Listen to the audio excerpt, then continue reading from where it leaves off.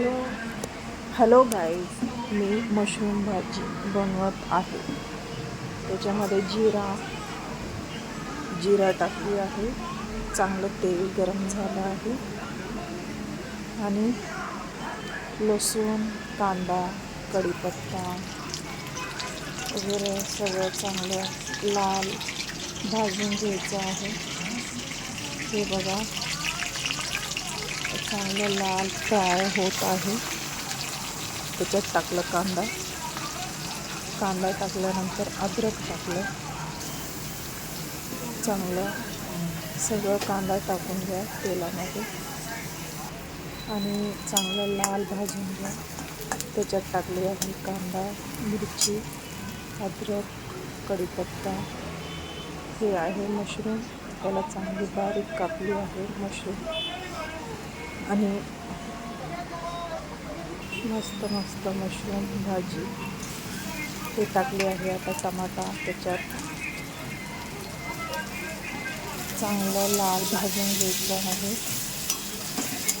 चांगलं फ्राय करून घ्यायचं आणि चांगलं लाल फ्राय केल्यानंतर आता हळद टाकलं, हे मिरची पावडर, हे मीठ आणि चांगलं फिरून घ्यायचं आहे. चांगलं लाल भाजून घ्यायचं आहे आणि मग लाल चांगलं फ्राय झाल्यानंतर त्याच्यात मशरूम टाकायचं. मशरूम टाकल्यानंतर चांगलं फिरून घ्यायचं आहे, चांगलं खालीवर. आणि त्याच्यात गरम मसाला टाका. गरम मसाला तुमच्याकडे असेल. हे पनीर आहे.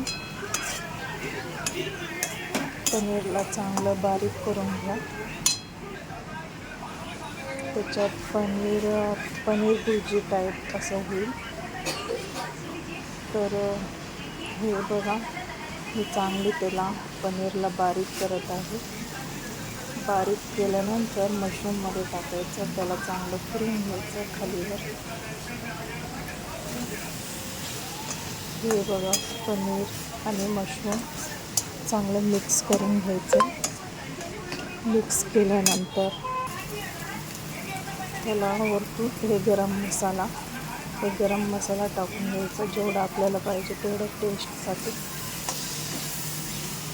आणि चांगलं फिरून घ्यायचं.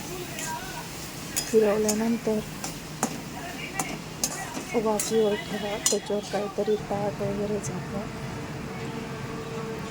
आणि चांगले बारीक कापून कोथिंबीर टाका. कोथिंबीर टाकल्यानंतर चांगलं फिरवून घ्या, मिक्स करा. हे झालं तयार. Paneer mushroom mix paneer bhurji. हे डिश नक्की ट्राय करून बघा एकदा.